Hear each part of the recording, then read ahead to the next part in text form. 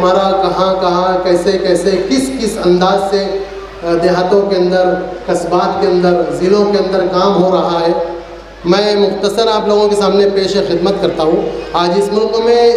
یہ جو بھی رونقیں نظر آ رہی ہیں، جو بہت سے اسلامی ملکوں میں بھی نہیں ہے، اس کی بھی واحد وجہ یہ ہے کہ یہاں کے مسلمانوں نے دین سے اپنا رشتہ قائم رکھا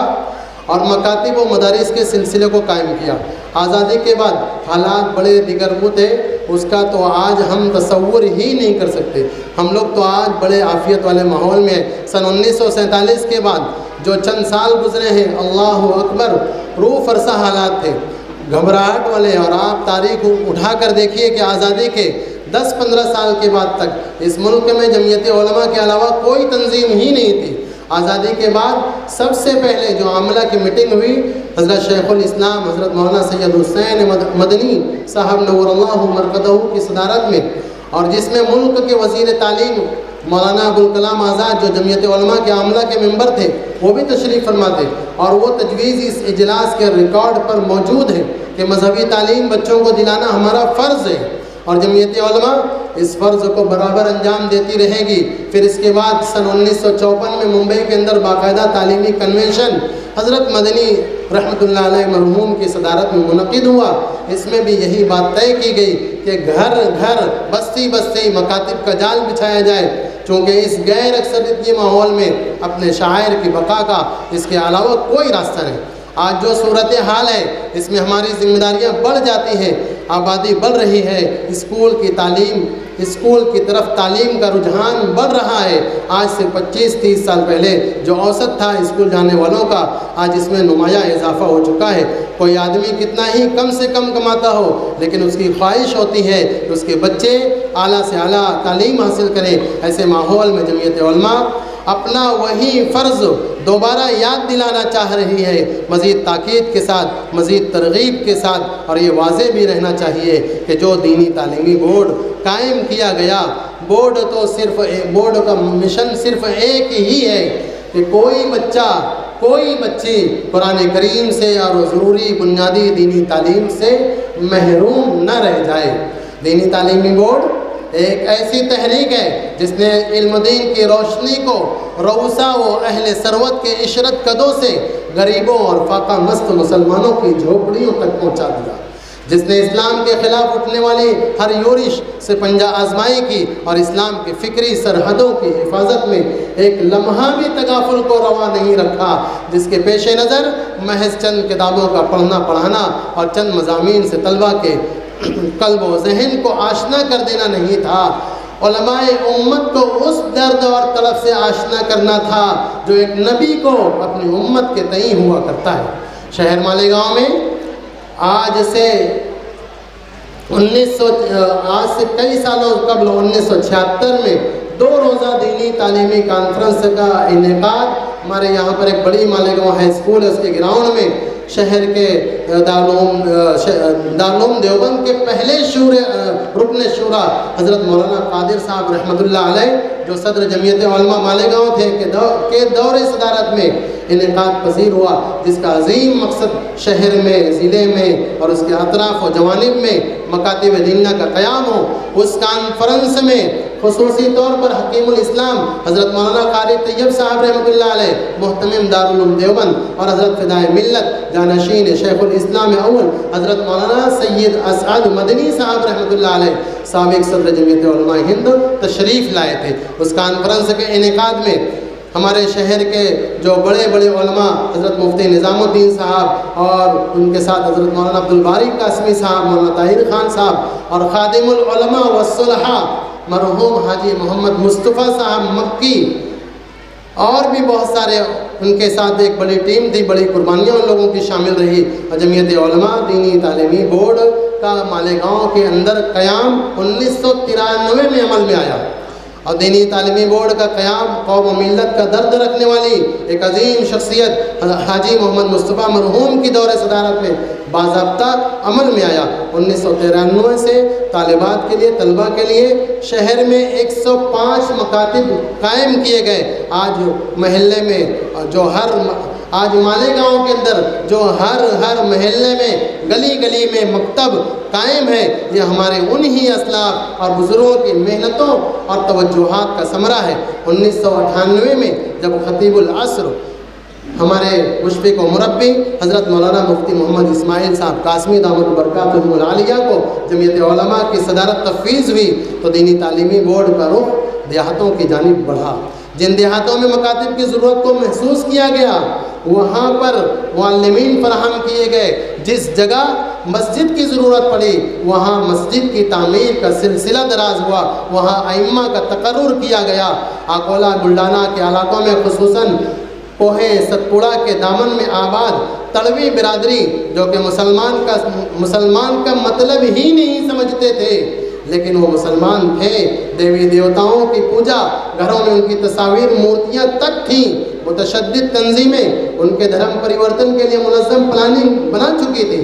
اللہ کو کچھ اور ہی منظور تھا۔ ہمارے قاری حفیظ الرحمان صاحب شمسی اور ان کے جو معاونین، انہوں نے اپنے معاونین کو لے کر خصوصاً میں آج ان کا نام لینا بہت فخر بھی محسوس کر رہا ہوں کہ مسیحائے تڑوی برادری الحاج خالد عمر صدیقی صاحب اور الحاج ریاض احمد صاحب برف والا اور دیگر رفقا کے ساتھ ان علاقوں کا دورہ کیا گیا، جو ضرورت تھی ان کا تکفل کیا گیا، مساجد کی تعمیر بھی، مکاتب کے معلم اور ائمہ کا تقرر کر کے ان تڑوی مسلمانوں کے ایمان عقیدہ کی فکر کی گئی۔ ان علاقوں میں 10 بڑے مدارس لڑکے اور لڑکیوں کے جاری کیے گئے، صوبہ مہاراشٹر کے علاوہ MP جھارکھنڈ تک مکاتب مدارس کا مساجد قائم کیے۔ یہ ہمارے قاری حفیظ الرحمان صاحب کا بہت بڑا کارنامہ ہے۔ اسی اثنا میں کچھ ناگہانی باتیں پیش آنے کے بعد انہوں نے یہ کام از خود جمعیت علماء کے دفتر میں لا کر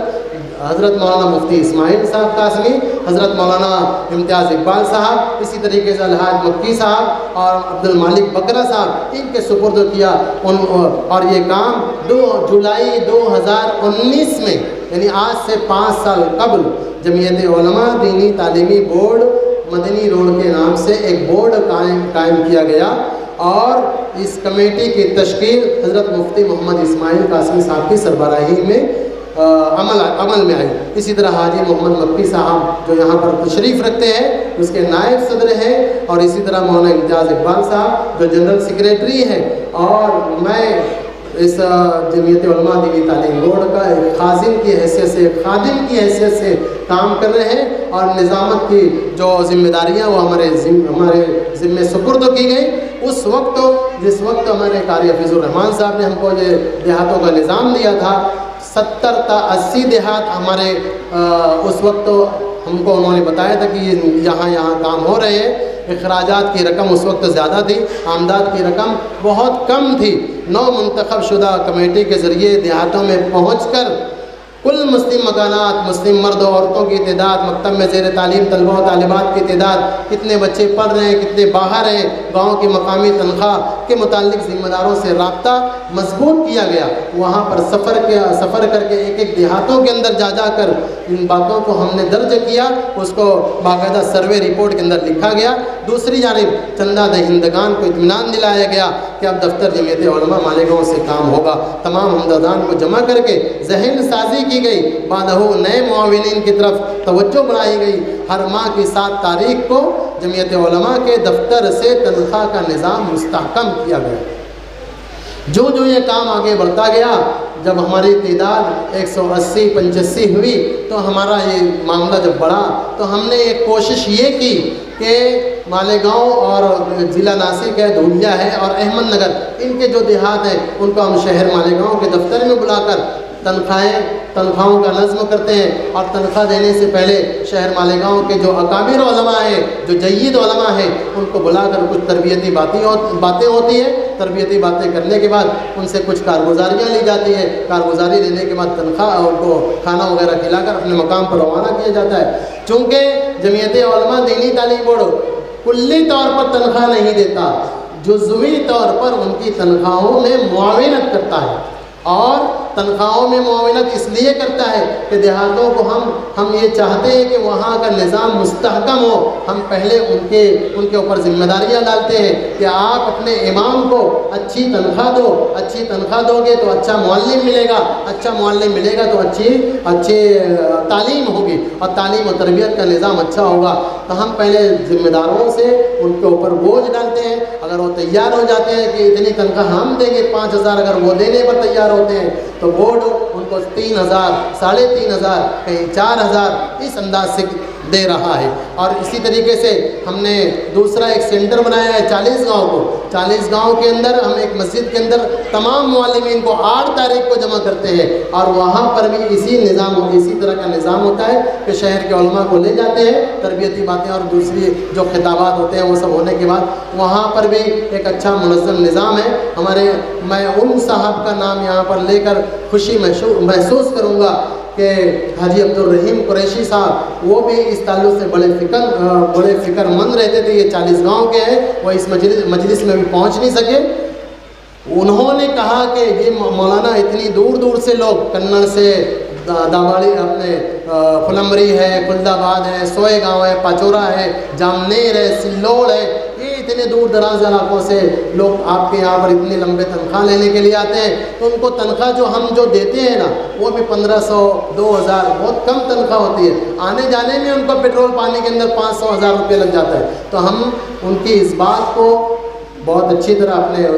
ساتھیوں کے درمیان رکھے. انہوں نے کہا کہ میں سال بھر کھانے کھلانے کی ذمہ داری لیتا ہوں. ان کی اس بات پر میں نے وہاں پر سینٹر قائم کیا ہمارے ساتھیوں کے مشورے سے. الحمدللہ وہاں پر وہ سینٹر قائم ہو کر ہر مہینہ وہاں جمع ہوتے ہیں, کارگزاریاں ہوتی ہے. اس انداز سے بورڈ اپنے کاموں کے اندر آگے لگا ہے. اسی طریقے سے رفتہ رفتہ دینی تعلیم بورڈ ترقی کی شاہراہوں پر گامزن ہوا. چونکہ بورڈ اپنے روز قیام سے ہی قدرت نے اس کے مزاج میں نمو و ارتقاء کی خصوصی صلاحیت ودیت رکھی ہے. اس نے آگے بڑھنے اور اپنی خدمات کا دائرہ وسیع کرنے کی راہوں کے سلسلے میں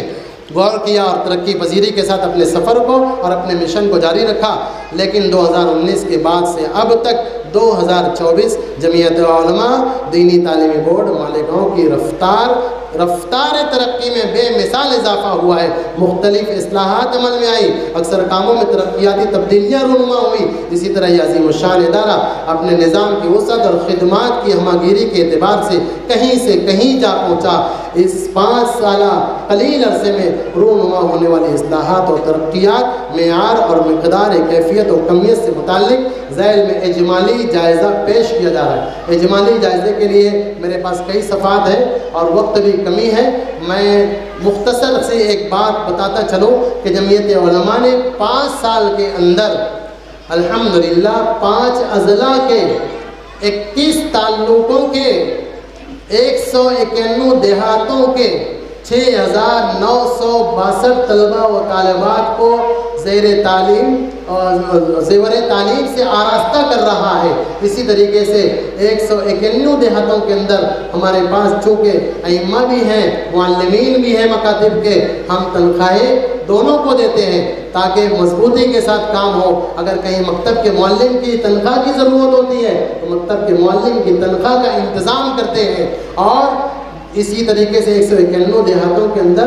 215 معلمین فی الوقت کام کر رہے ہیں. یہ ہمارے لیے بہت بڑی سعادت مندی ہے. اور 5 سال کے عرصے کے اندر الحمدللہ جمعیت علماء دینی تعلیمی بورڈ نے 2,422 طلبہ کو ناظرہ قرآن کریم تکمیل کرایا ہے. یہ ہمارے جمعیت علماء دینی تعلیم بورڈ کی مختصر سی کارگزاری تھی. وقت ہوگا یا تو اس کو انشاءاللہ اخبارات کے ذریعے یا بکلیٹ کے ذریعے سے ہم لوگ شائع کرنے کا ارادہ رکھتے ہیں. وہ ساری باتیں اس میں جو ہم نے دیہاتوں کے اندر دیکھی, بہت سارے دیہات ہیں جس میں طلبی برادری کا میں نے جیسے ذکر کیا کہ آج بھی ان کے گھروں کے اندر, بہت سارے گھروں کے اندر یہ بات ہے کہ وہ مورتی. میں تو ایک دیہات کے اندر, ایسے دیہات کے اندر گیا, گولا نام کا دیہات ہے, یہاں پر وہاں کے معلم بھی بیٹھے ہوئے ہیں. 100 مسلمانوں کے مکانات ہیں, وہاں پر آج بھی مندر ہے. پورے مسلمانوں کا علاقہ, پورا گاؤں, اور ایسے بہت سارے گاؤں پورے مرتد ہو رہے ہیں اور پورے ارتداد کی طرف چل رہے ہیں. میں نے حضرت مولانا حلیم اللہ صاحب قاسمی اس سے پہلے ہمارے قبرستان کی مسجد حمیدیہ میں آئے ہوئے تھے. تدریبی کورس کے درمیان، تدریبی کیمپ کے اندر میں نے ان سے اس وقت بھی یہ پیشکش کی تھی کہ حضرت آپ ہمارے ساتھ ان علاقوں کا دورہ کیجیے، انشاءاللہ وقت جب آئے گا تو ان علاقوں کا بھی دورہ کرایا جائے گا۔ تعلیمی بیداری کے میدان میں جمعیت علماء مالیگاؤں کی کارکردگی مسلسل سماعت کی۔ ہم لوگ بھی کافی دیر سے یہاں آ کر اپنے ننھے منھے بچوں اور بچیوں کی تعلیمی اور ان کی تہذیبی ثقافتی سرگرمیوں کا مشاہدہ کیا۔ یقین جانیے جو کام جمعیت علماء مالیگاؤں 5 اضلاع کے اندر کر رہی ہے، اور ایک طرح سے ریگستان اور بیابان میں چمن بندی اور گلشن بنانے کا جو بیڑا انہوں نے اٹھایا ہے، وہ کام صرف 5 اضلاع تک محدود رکھنے کا نہیں ہے۔ میں مبارکباد پیش کروں گا اس مہم کے صدر جنرل سیکریٹری اور اس کے تمام ارکان، ممبران اور معاونین کی خدمت میں، جنہوں نے کم از کم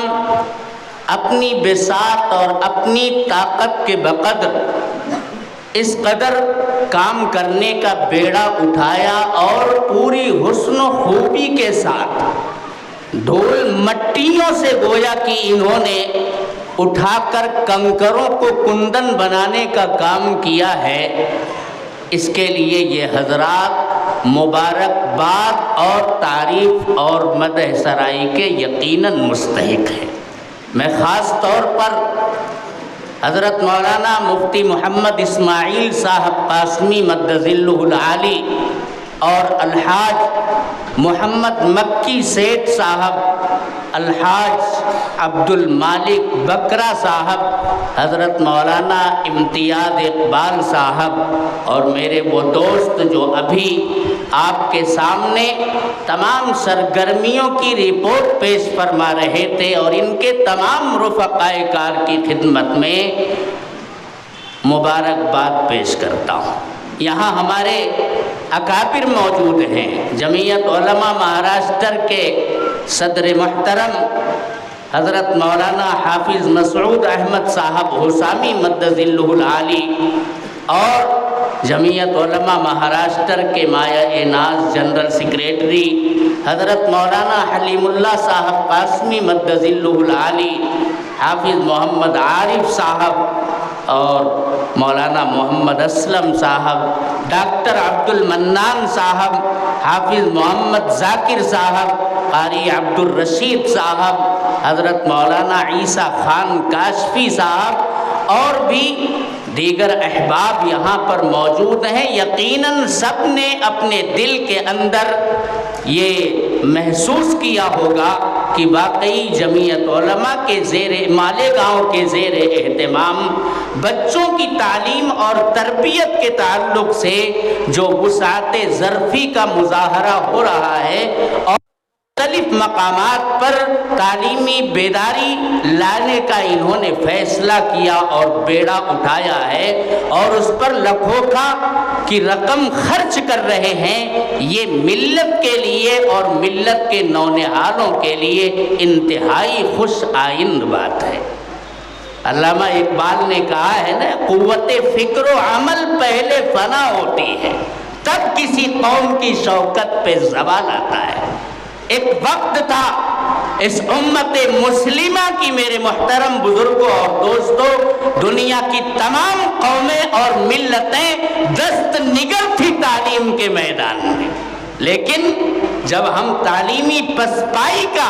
اور پستیوں کا شکار ہوئے تو انحطاط میرے دوستوں ہماری پہچان بن گئی، اور ناخادگی، جہالت کی ایسی دلدل میں اور ایسی وادیوں میں ہماری ملتوں کے میرے دوستو دور افتادہ دیہاتوں میں رہنے والے باشندے بھٹکنے پر مجبور ہیں، جن کے بارے میں آپ نے ابھی رپورٹ پیش کرنے والے حضرت سے سنا کہ وہاں مسلمان ہونے کے باوجود ان کے گھروں میں مورتیاں پائی جاتی تھیں، انہیں اپنے مسلمان ہونے کے بارے میں کوئی علم نہیں تھا، یہ کلمے سے ناواقف تھے، اور اسلامی تہذیب کیا ہوتی ہے، تمدن کیا ہوتا ہے، اسلامی ثقافت اور کلچر کیا ہے، اس سے یہ لوگ ناآشنا تھے۔ ایک زمانہ تھا ساری دنیا میرے دوستو ہم سے آتی تھی علم سیکھنے کے لیے، ہم ہی تنہا میرے دوستو اس کے لیے اجارہ دار سمجھے جاتے تھے، لیکن آج جب ہمارے تخیل میں پرواز نہیں رہی، قوت فکر و عمل جاتی رہی، ہم نے صرف اپنے تعیش اور اپنی ہی راحت کو سب کچھ سمجھ لیا اور اسی میرے دوستو دائرے کے اندر گھوم کر کے رہ گئے، تو پھر ثریا سے زمین پر آسمان نے ہم کو دے مارا۔ میں یہ سمجھتا ہوں کہ یہ کام ایسا ہے کہ جمعیت علماء کہ تمام خدام یہاں جو بھی موجود ہیں یہ سب محسوس کر رہے ہیں کہ اپنے اپنے حلقے اثر میں، بلکہ یہاں تو شخصیات موجود ہیں، ان تمام